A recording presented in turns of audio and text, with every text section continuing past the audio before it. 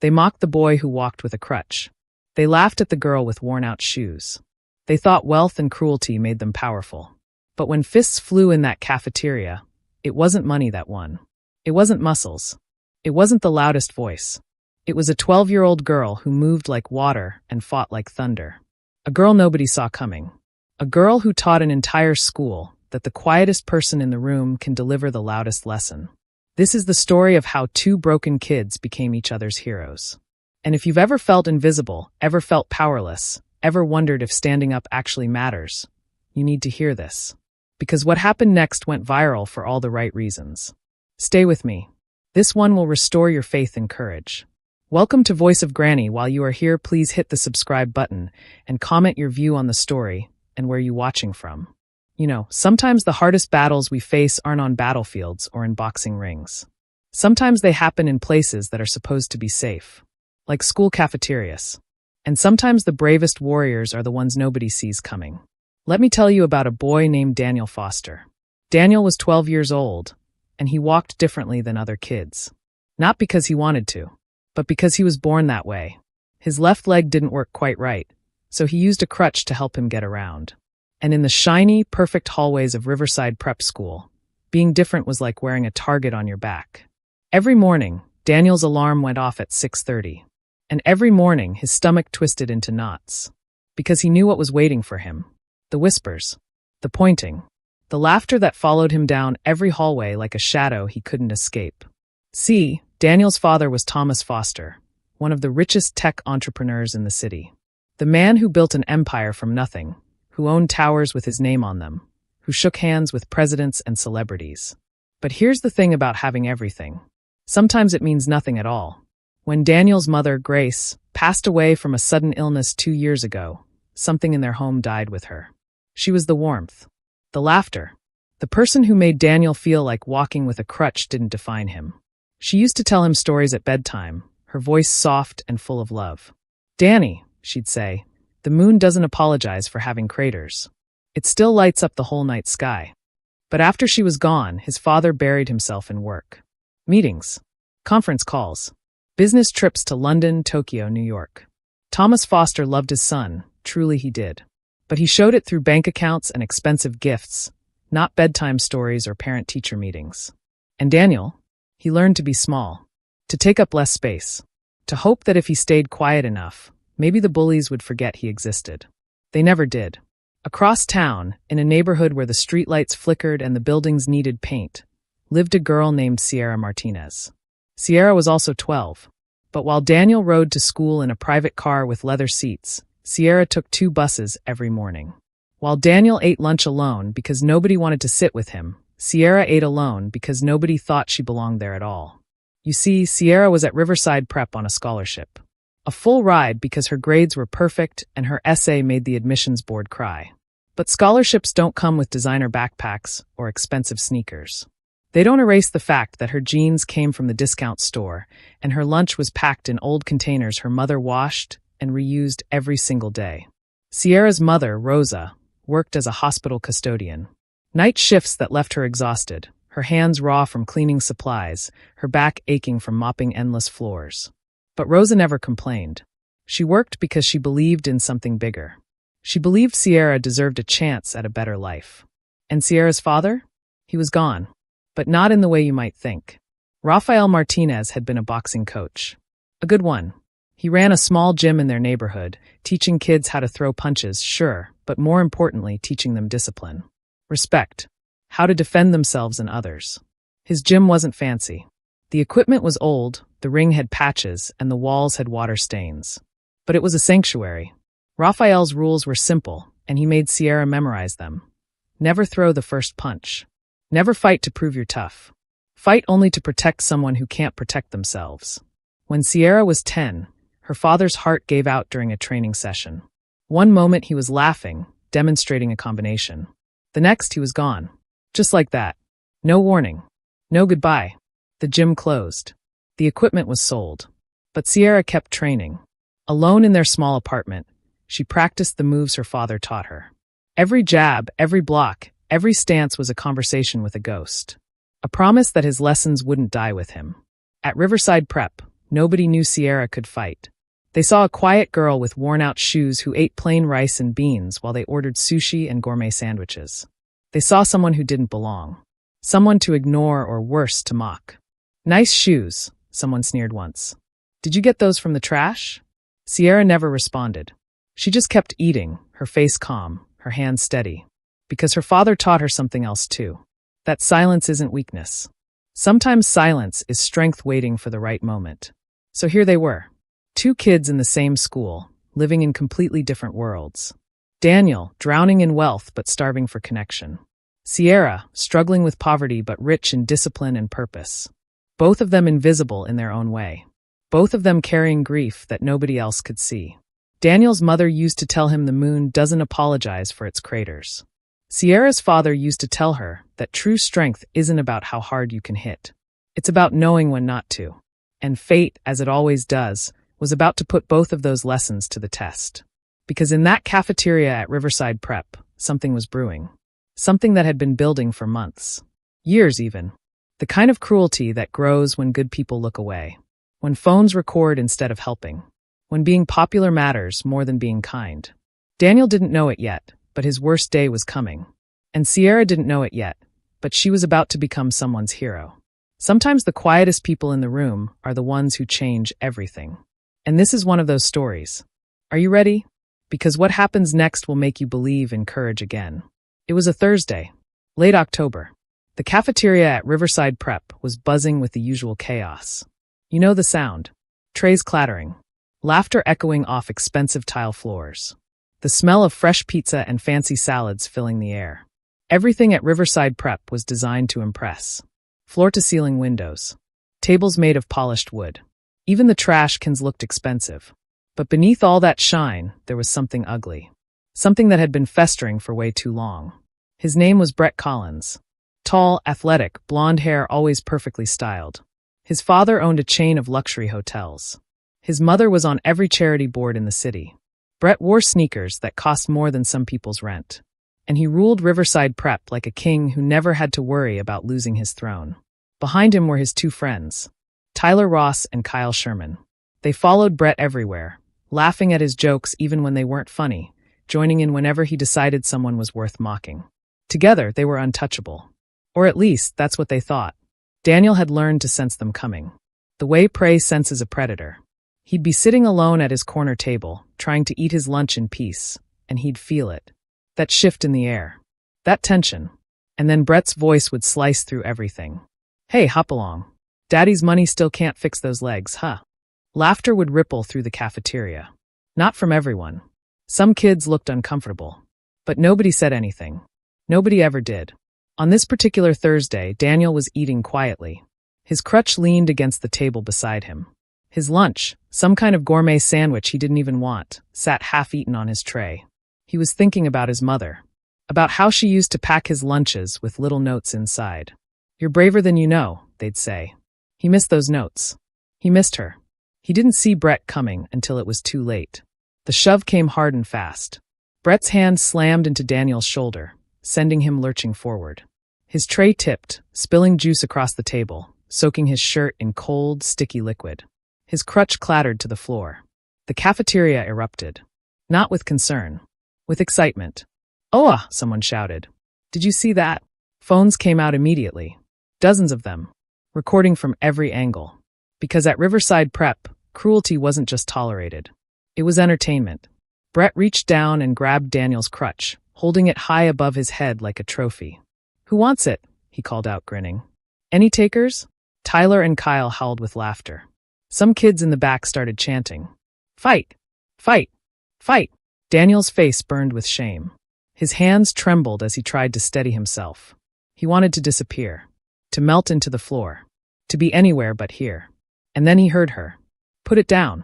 The voice was quiet. Calm. But it cut through the noise like a knife. Everyone turned. And there she was. Sierra Martinez, standing up from her corner table. Her worn backpack still on her shoulder.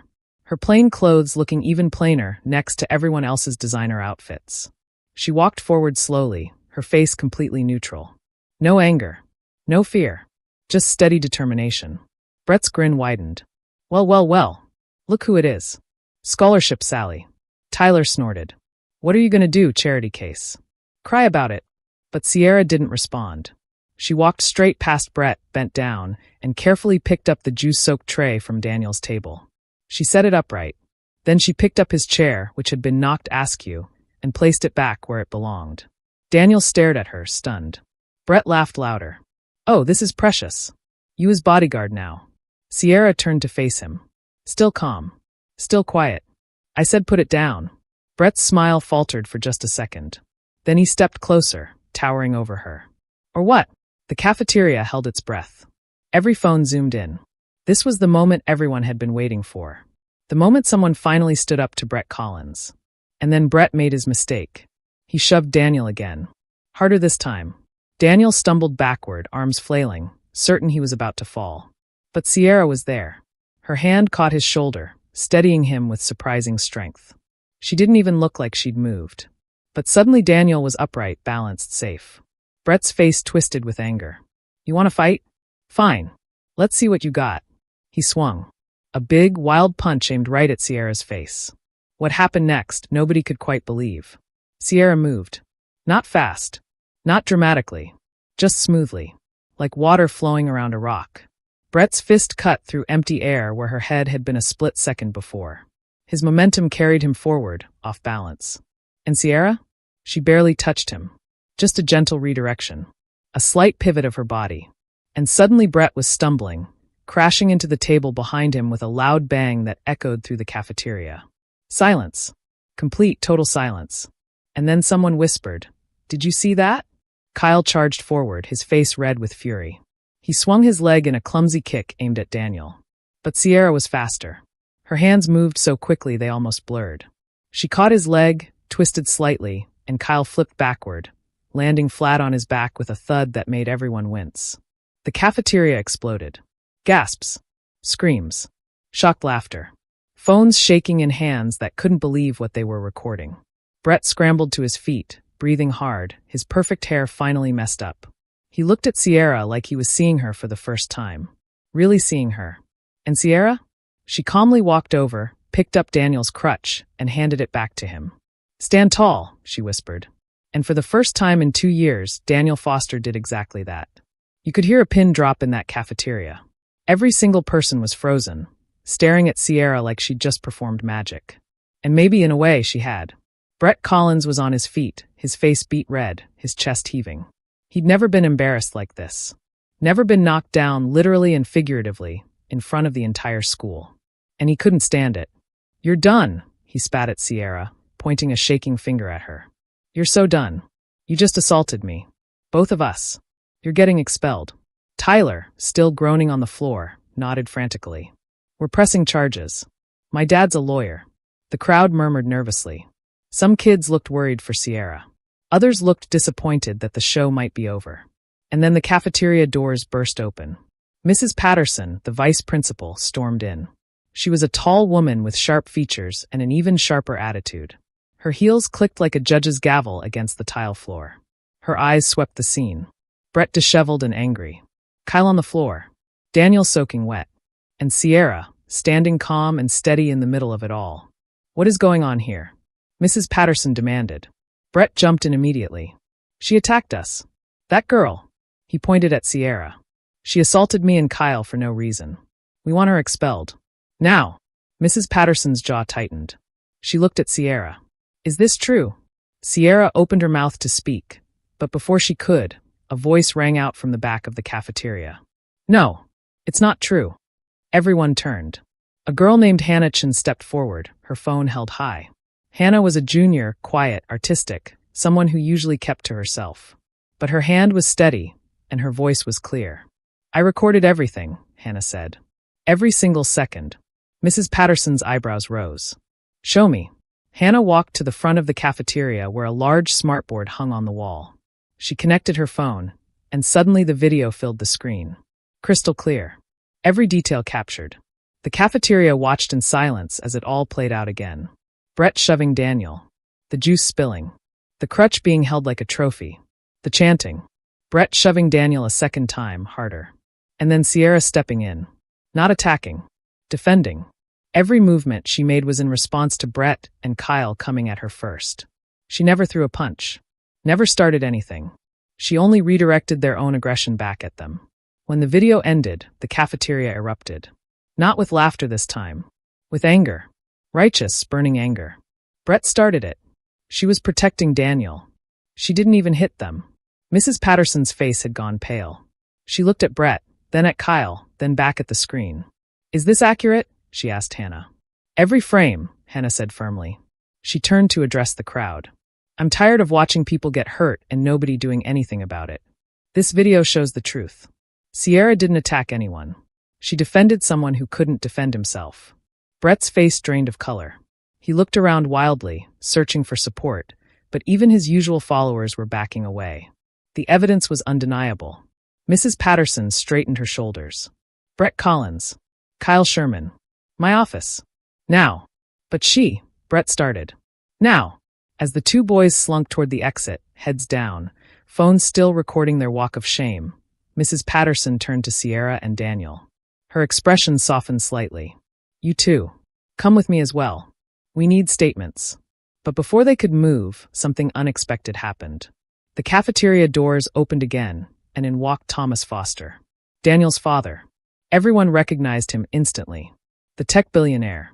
The man whose face appeared on magazine covers and news programs. He was wearing an expensive suit, but his tie was loose, his hair slightly messy, like he'd rushed here. His eyes scanned the room until they landed on Daniel. "Dad." Daniel's voice was small, confused.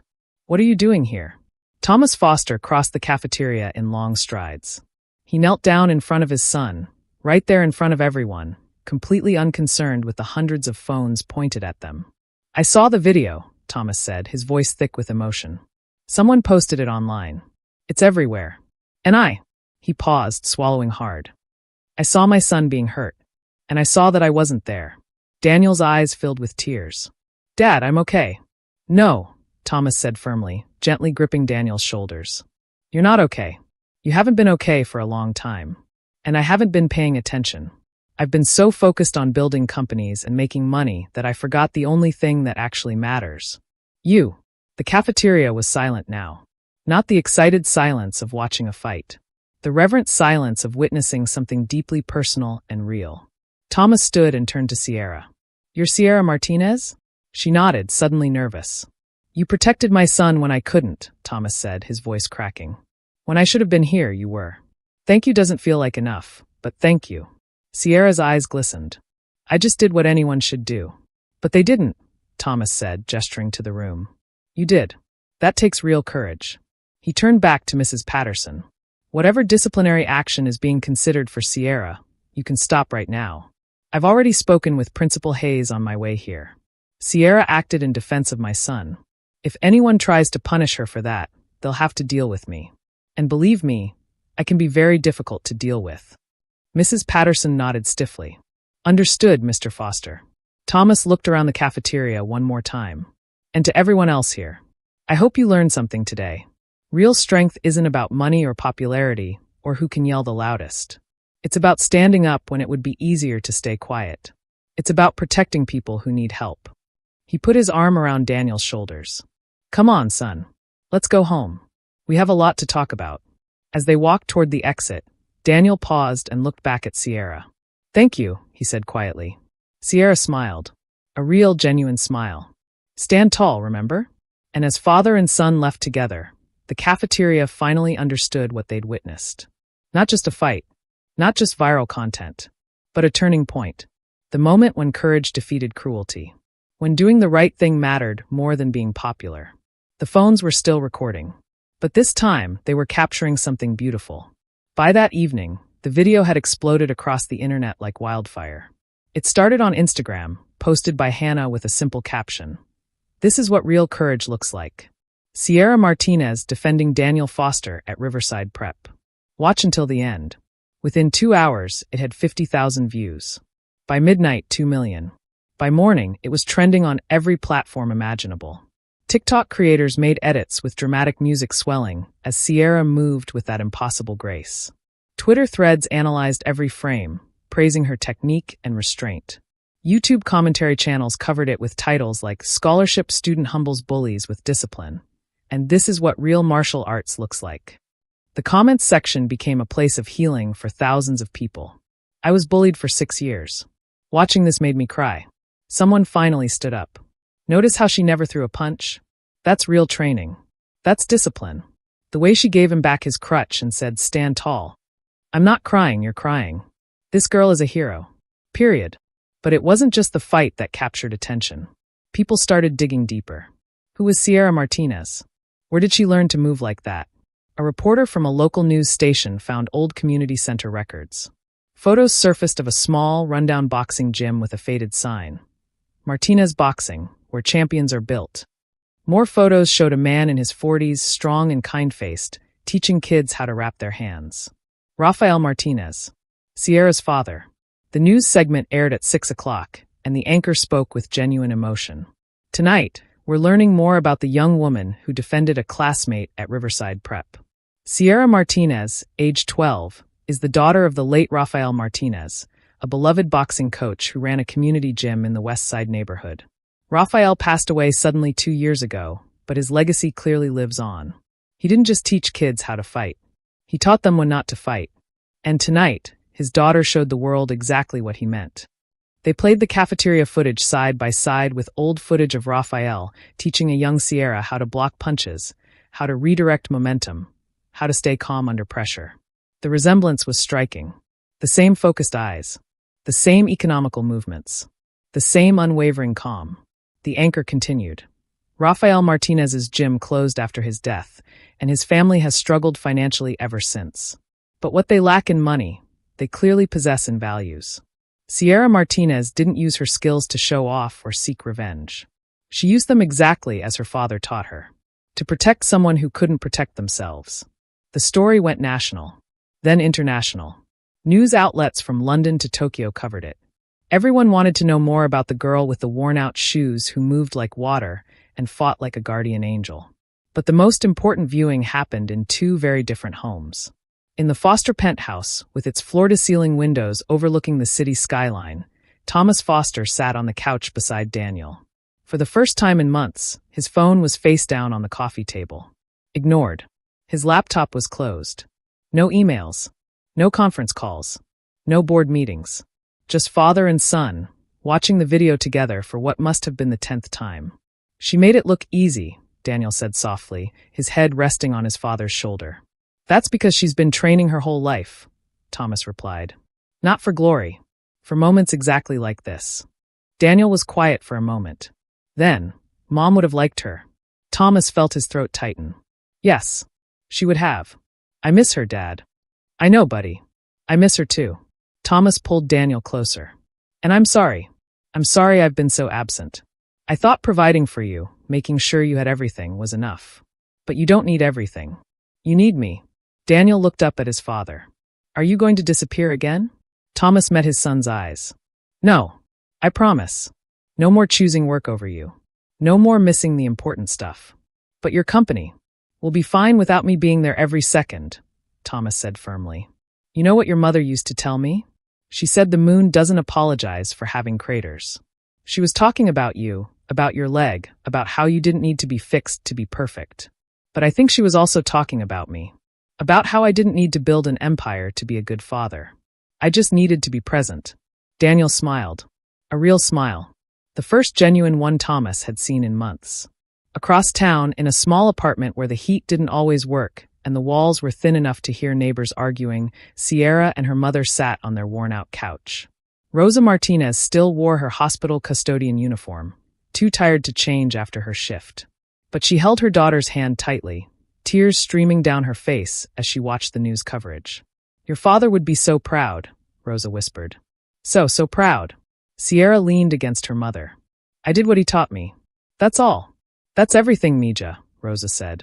"In a world that tells people to fight back harder, to match cruelty with cruelty, you showed them another way. Your father's way." The news anchor was interviewing people from their old neighborhood now. Older teens who'd trained in Rafael's gym years ago. "Coach Martinez saved my life," one young man said, wiping his eyes. "I was heading down a bad path. Gangs, violence, all of it. But he taught me discipline. Respect. He taught me that real strength is protecting people, not hurting them. Seeing Sierra do that today, man, it's like Coach is still here, still teaching us. Rosa squeezed Sierra's hand. Do you know what you've done? You haven't just protected one boy. You've reminded the world what your father stood for. You've made his legacy live again. Sierra felt tears welling up. She'd been strong all day, calm in the cafeteria, composed during the questioning, steady when the cameras started showing up. But here, safe in her mother's arms, she finally let herself cry. I miss him, Mama. I know, baby. I know. They sat together in their small apartment as the world outside buzzed with their story. Millions of views, thousands of comments, news segments and interviews and social media posts. But none of it mattered as much as this moment. Mother and daughter, remembering the man who taught them both what it means to be strong. Tomorrow, everything would change. But tonight, they just held each other and let his memory wrap around them like a warm blanket. The following Monday, Riverside Prep was a different place. You could feel it the moment you walked through the doors. The energy had shifted. The power balance had changed. Brett Collins and Kyle Sherman returned to school, but they weren't the same boys who'd ruled the cafeteria just days before. They walked with their heads down, their swagger gone. Brett's father had made them record a public apology video, and it had been shared almost as widely as the original footage. In it, both boys admitted what they'd done and apologized not just to Daniel and Sierra, but to every person they'd ever mocked or bullied over the years. We thought being popular meant being powerful, Brett said in the video, his voice shaking. We thought putting other people down would make us bigger. But all it did was make us small. Really small. And we're sorry. When they arrived at school, Principal Hayes was waiting. He called a mandatory assembly. Every student filed into the auditorium, phones buzzing with speculation. What was going to happen? Principal Hayes stood at the podium, his expression serious. Last Thursday, something happened in our cafeteria that has now been seen by millions of people worldwide. And I'm not proud of what it revealed about our school culture. The auditorium was silent. For too long, we've allowed cruelty to hide behind popularity. We've let students believe that wealth or status gives them permission to hurt others. We've created an environment where good people stay quiet because speaking up seems too hard, too risky. He paused, letting his words sink in. But last Thursday, 2 students showed us a different way. Daniel Foster, would you please stand? Daniel, sitting in the middle row with his father beside him, slowly stood up. His crutch supported him, but his back was straight. His head was high. Daniel has endured bullying at this school for 2 years. And instead of becoming bitter or cruel himself, he remained kind. That takes tremendous courage. Applause began to ripple through the auditorium. Tentative at first, then building.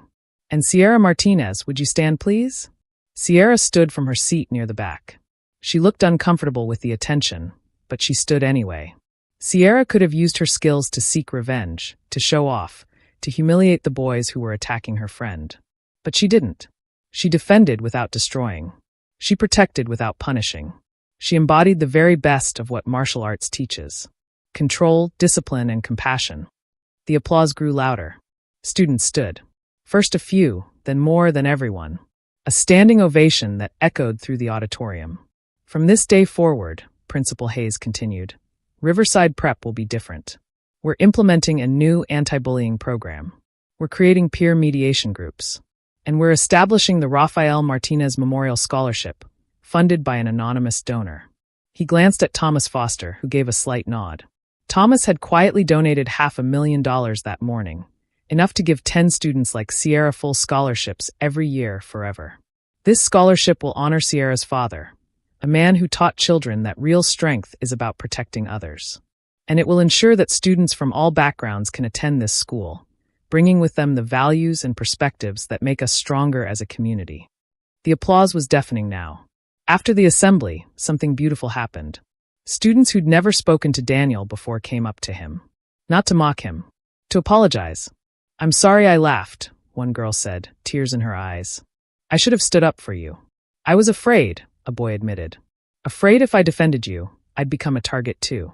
But that was wrong. I'm sorry. And Daniel? He forgave them. Every single one. Because his mother had taught him that holding on to anger only makes the weight heavier. Sierra found herself surrounded too. But not by apologies. By questions. Will you teach us? One girl asked shyly. My little brother gets bullied. I want to help him. I want to learn discipline, another student said. Not to fight, just to feel stronger inside. By lunchtime, Sierra had 15 students asking if she'd consider starting a martial arts club at school. She looked at them, overwhelmed, and then smiled. Okay, she said. But we do it my father's way. We learn to defend, not attack. We train our minds as much as our bodies. And we promise to protect those who can't protect themselves. They all agreed immediately. That afternoon, as school ended, Daniel found Sierra by her locker. His father waited nearby, giving them space but staying close. Being present like he'd promised. Hey, Daniel said. Hey yourself. I never properly thanked you. Sierra shook her head. You don't need to thank me. Yes, I do. Daniel's voice was firm. You didn't just save me from getting hurt. You saved me from believing I was helpless. My whole life, I felt like my leg made me weak. Like I needed protecting. But watching you, he paused, searching for the right words. You showed me that strength isn't about how your body works. It's about what you choose to do when someone needs help. Sierra's eyes glistened. Your mom was right, you know. About what? About the moon and its craters. My dad used to say something similar. He'd say, a diamond isn't valuable because it's perfect. It's valuable because it survived the pressure. You survived, Daniel. And you're stronger than you know. They stood there for a moment, two kids who'd found each other in the worst circumstances and emerged as friends. Thomas Foster approached, clearing his throat gently. Sierra, your mother just arrived. But before you go, I wanted to ask you something. Yes, sir? How would you feel about running a martial arts program? Not just at Riverside Prep, but across the city. We could reopen your father's gym. Expand it. Train instructors in his methods. Teach thousands of kids what you showed everyone last Thursday. Sierra's mouth fell open. I don't know what to say. You don't have to decide now, Thomas said kindly. But think about it. Your father's legacy deserves to reach more people. And you deserve resources that match your incredible heart. Rosa Martinez appeared in the hallway then, still in her hospital uniform. When she saw Thomas Foster talking to her daughter, she tensed, protective instincts kicking in. But Thomas approached her with respect, hand extended. Mrs. Martinez? I'm Thomas Foster. Your daughter saved my son. And she reminded me what truly matters. Thank you for raising such an extraordinary young woman. Rosa shook his hand, tears forming. She gets it from her father. Then he must have been an incredible man. As they talked about possibilities and programs and ways to honor Raphael's memory, Daniel and Sierra walked outside together. The afternoon sun was warm. Students passed by, some waving, some stopping to talk. Everything felt different now. Lighter somehow. Stand tall, Sierra had told him in that cafeteria. And as they walked side by side, Daniel Foster finally understood what she meant. Standing tall wasn't about having perfect legs or a perfect body. It was about having a perfect heart. It was about refusing to let cruelty make you small. It was about knowing your worth even when others tried to tell you otherwise. They were just two 12-year-old kids. One who walked with a crutch. One who wore secondhand clothes. Neither perfect.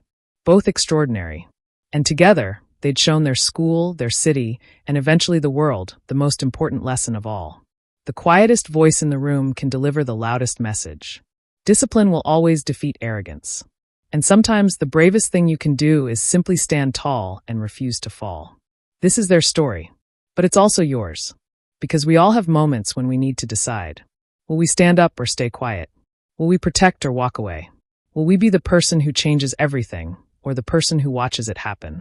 Choose to be the one who stands tall. Choose to be the one who protects. Choose courage over comfort. Because the world doesn't need more bullies. It needs more people like Daniel and Sierra. People who know that real strength isn't about fighting. It's about having the discipline not to fight unless someone needs defending. And when that moment comes, stand tall. Always stand tall.